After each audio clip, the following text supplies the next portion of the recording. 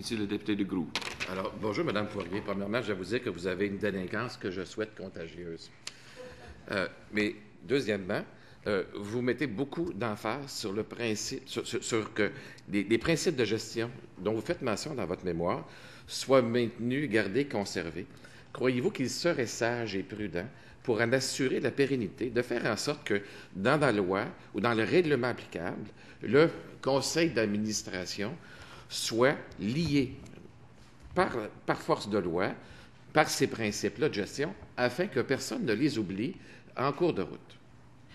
Bien, si ça se fait, oui.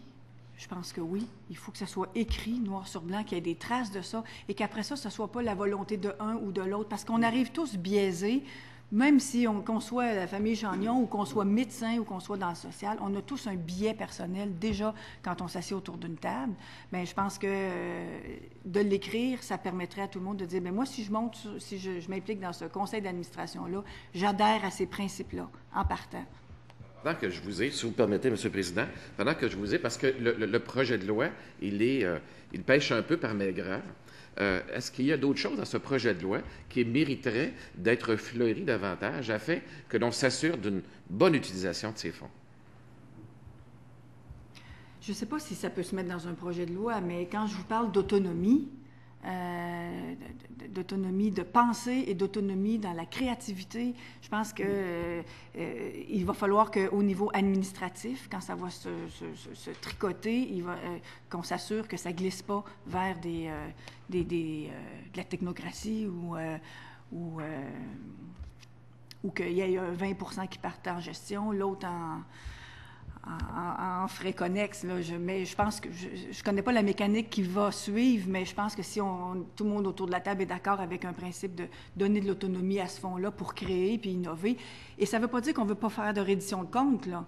Souvent, on nous dit, vous ne voulez pas rendre de comptes. C'est pas ça. On veut rendre des comptes, mais c'est qu'on veut utiliser ces fonds-là d'une façon innovante. Je comprends de votre réponse actuelle que vous avez une certaine inquiétude par rapport au deuxième paragraphe de l'article 9 qui dit que tous les frais assurés à la gestion du fonds, engagement de personnel, etc., vont être assumés par le fonds lui-même. Donc, tout le personnel, on a parlé de Carrefour, par exemple. Allons vers des Carrefour, ça veut dire qu'il y a des principes de gestion, il y a de l'engagement, il y a ci, il y a ça. Est-ce que vous avez une crainte qu'effectivement, en bout de ligne, 5, 10, 15, 20 du fonds puisse servir finalement à payer des dépenses de structure? Bien, si, ça se pourrait qu'il y ait des dépenses de structure à ce niveau-là, mais j'aime mieux qu'ils soient dépensés dans le fonds que dépensés dans des agences ou dans des CSS. Il va en avoir de la gestion, c'est évident, mais j'aimerais, tant qu'à moi, si ça reste à l'intérieur du fonds, je trouve que c'est pas de l'argent perdu, là. Est-ce que ça... Bien, c'est parce que j'ai le mot plafond. Plafond? Plafond. Habituellement, quand on veut que les choses soient gérées de certaine façon, on fixe le plafond en pourcentage. Ah, ça pourrait aussi. C'est sûr qu'il y a un risque de se mettre à faire du papier, puis de faire des programmes, puis que ça aboutisse pas.